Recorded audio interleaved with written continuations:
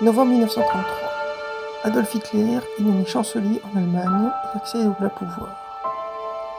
Pour plus de contexte, je vous invite à regarder l'épisode précédent consacré à cette période très instable politiquement et ayant permis la montée au pouvoir d'Adolf Hitler. Nous voici donc arrivés à la deuxième partie de cet épisode consacré au lendemain de l'arrivée au pouvoir d'Hitler en Allemagne.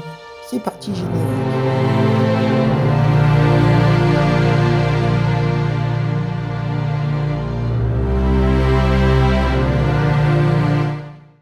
Dans les 6 mois qui suivent la nomination d'Adolf Hitler à la fonction de chancelier, les nazis promulguent des lois leur donnant les pleins pouvoirs pour diriger le pays.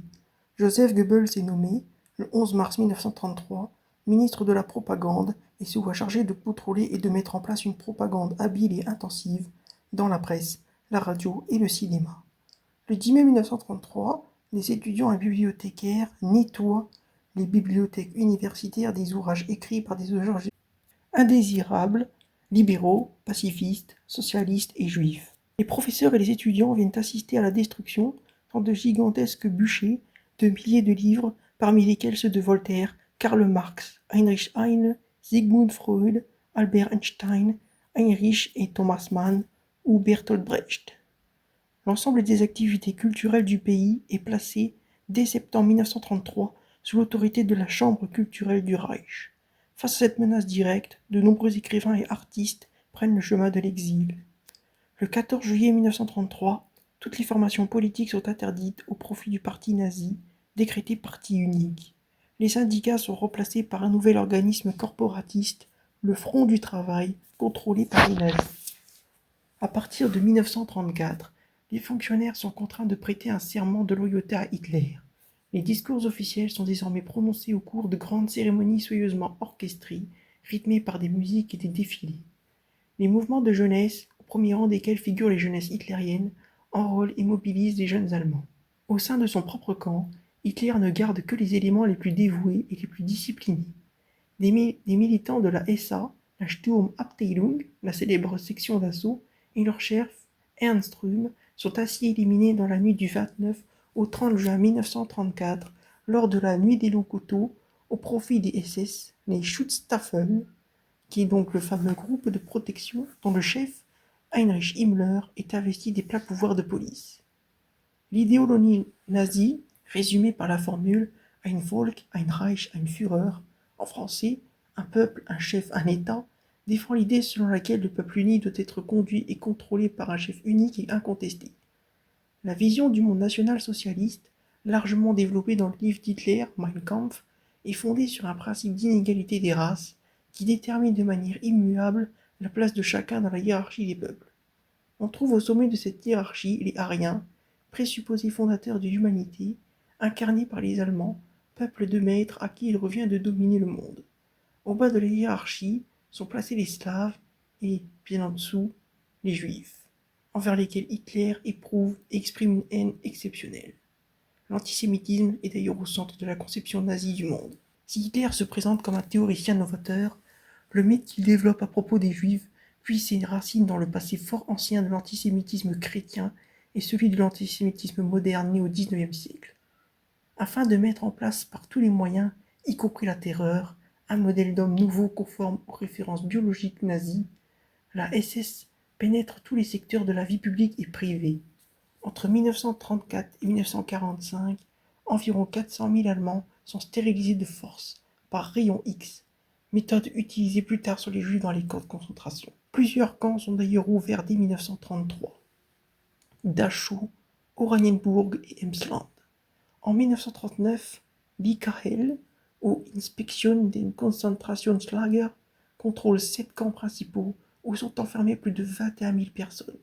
À Dachau, Oranienburg, Buchenwald, ouvert en 1937, Flossenburg, ouvert en 1938, Mauthausen en Autriche, qui sera ouvert la même année, Ravensbrück, qui est un camp de femmes, et Struthof, ouvert en 1939, ainsi que des camps satellites, les commandos. L'existence de ces camps, où sont détenus par mesure d'assainissement public des militants anti-nazis, des juifs et des asociaux, n'est nullement tenue secrète.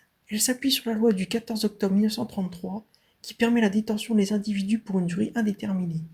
tant que les autorités de police l'estiment nécessaire et sans qu'aucun jugement ne soit prévu.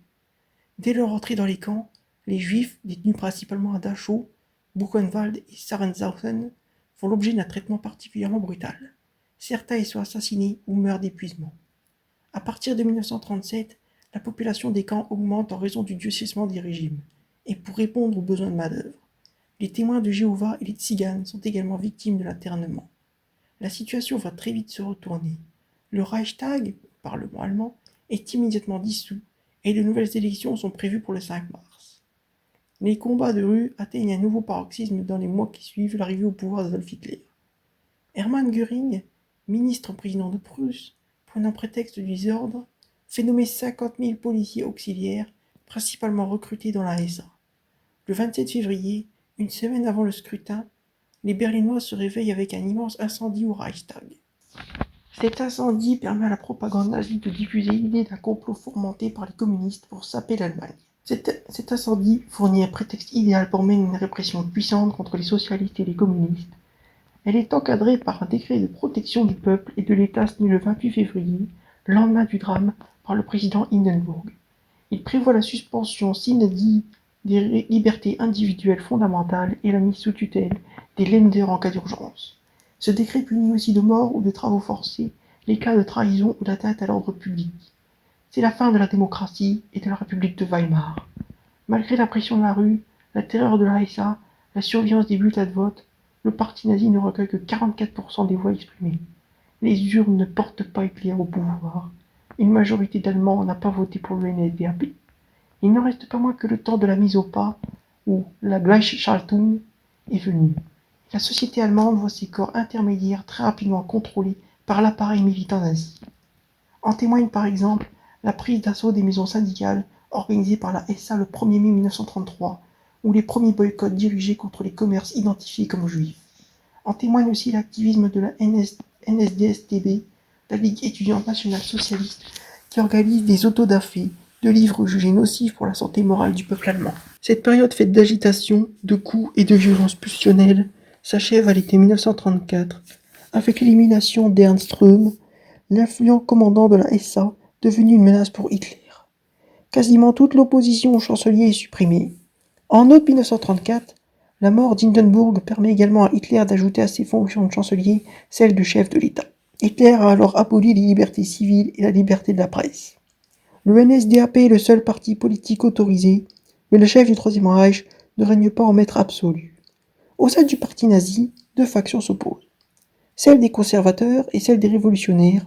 Entre cet été 1934 et 1936, l'Allemagne passe tout à fait sous la coupe du NSDAP.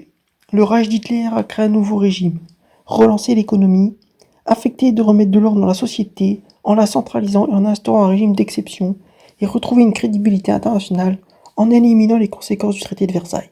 Le désastre de la brasserie est loin. L'Allemagne nazie est désormais en ordre de marche et elle n'oublie pas ses origines. Le 9 novembre 1936 se tient à la Fernhalle de Munich, la brasserie du célèbre putsch raté, une cérémonie aux accents funèbres, lors de laquelle retentissent les noms de ceux qui sont tombés pour la cause nazie, le même jour, au même endroit, en 1923. Qui aurait pu imaginer que, 13 années plus tard, une Allemagne rebaptisée Troisième Reich pourrait commémorer ce coup d'État manqué en le transformant en moment fondateur héroïque et sacrificiel de la geste nazie. La période 1934-1936 correspond à une phase de stabilisation marquée par une grande systématicité, soit la mise en place d'un système qui englobe et régente tous les aspects de la vie en Allemagne. Systématicité de la célébration du nouveau parti allemand par la révolution nazie, célébrée par les congrès du parti à Nuremberg. Systématicité de la désignation des ennemis intérieurs par les lois de Nuremberg qui adoptent, en 1935, une définition strictement raciale de la judaïté et pavent la roue de la persécution. Systématicité d'une politique extérieure d'un grand opportunisme au service d'une obsession. Éliminer les conséquences du traité de Versailles, d'abord, en assurant le retour de Rassar dans le Reich, ensuite en remilitarisant la Rhénanie. À la conférence de Lausanne de 1932, l'Allemagne, la Grande-Bretagne et la France acceptèrent la suspension formelle des paiements des réparations qui avaient été imposées aux pays vaincus après la Première Guerre mondiale. Ainsi, lorsqu'Adolf Hitler devint chancelier d'Allemagne en janvier 1933, les dispositions financières du traité de Versailles, l'accord de paix qui avait été conclu en juin 1919, avait déjà été révisé. Hitler était déterminé à annuler les dispositions militaires et territoriales du traité encore en vigueur, ainsi qu'à inclure les populations ethniques allemandes dans le Reich en vue de la création d'un empire germanique en Europe. Les forces allemandes s'engagèrent dans un programme secret de réarmement avant même la prise de pouvoir par les nazis. Par la suite, les nazis poursuivirent ce programme et développèrent rapidement la production d'armement. La conscription fut introduite le 16 mars 1935 en violation ouverte du traité de Versailles. Au même moment, Hitler annonça l'augmentation des effectifs de l'armée allemande à plus de 500 000 hommes. Par le traité de Locarno de 1925, l'Allemagne avait reconnu à la fois l'inviolabilité de ses frontières avec la France et la Belgique et la démilitarisation de la Rhénanie. Le 7 mars 1936, cependant, Hitler rejeta cet accord et donna l'ordre à l'armée allemande, la Wehrmacht, d'entrer en Rhénanie démilitarisée. Cette décision d'Hitler fut condamnée par la Grande-Bretagne et la France, mais aucune n'intervint. Après une longue période d'intense propagande en Autriche, les troupes allemandes entrèrent dans le pays le 12 mars 1938, recevant le soutien enthousiaste de la plus grande partie de la population. L'Autriche fut incorporée à l'Allemagne le jour suivant. En avril, l'annexion, connue sous le nom d'Anschluss, fut rétroactivement approuvée par un référendum manipulé par 99% de la population autrichienne. Ni les juifs ni les tziganes ne furent autorisés à voter. En 1938, Hitler brandit la menace d'une guerre en Europe si la région des Sudètes, zone frontalière de la Tchécoslovaquie comprenant une majorité d'Allemands, n'était pas cédée à l'Allemagne. Les premiers ministres français et britanniques, le duché italien et Hitler se réunirent lors d'une conférence à Munich en Allemagne les 29 et 30 septembre 1938, pendant laquelle ils acceptèrent l'annexion de la région des Sudètes par l'Allemagne en échange d'une promesse de paix d'Hitler. La Tchécoslovaquie, qui n'avait pas participé aux négociations, accepta sous la forte pression de la Grande-Bretagne et de la France. Le 15 mars 1939, Hitler viola l'accord de Munich et lança une attaque contre l'État tchécoslovaque. Les provinces tchèques de Bohême et de Moravie furent occupées et le protectorat de Bohême-Moravie proclamé. La Slovaquie devint un État indépendant étroitement allié au Reich. La Hongrie, qui avait déjà annexé des territoires en Slovaquie méridionale après la conférence de Munich, intégra dans ses frontières l'Ukraine transcarpathienne. La Tchécoslovaquie cessa d'exister. Un peu plus d'une semaine plus tard, le 23 mars 1939, les troupes allemandes occupèrent soudainement le territoire autonome de Mernel. La Lituanie fut incapable d'empêcher cette occupation. Hitler posa également des exigences territoriales à la Pologne au printemps 1939. Il exigea l'annexion de la ville libre de Danzig à l'Allemagne et un droit d'accès extraterritorial pour l'Allemagne à travers le corridor de Danzig jusqu'en Prusse orientale. Convaincus que Hitler ne négocierait pas de bonne foi, la Grande-Bretagne et la France garantirent l'intégrité du territoire polonais contre l'agression allemande. Hitler étant déterminé à attaquer la Pologne, l'Europe se trouva au bord de la guerre à la fin de l'été 1939.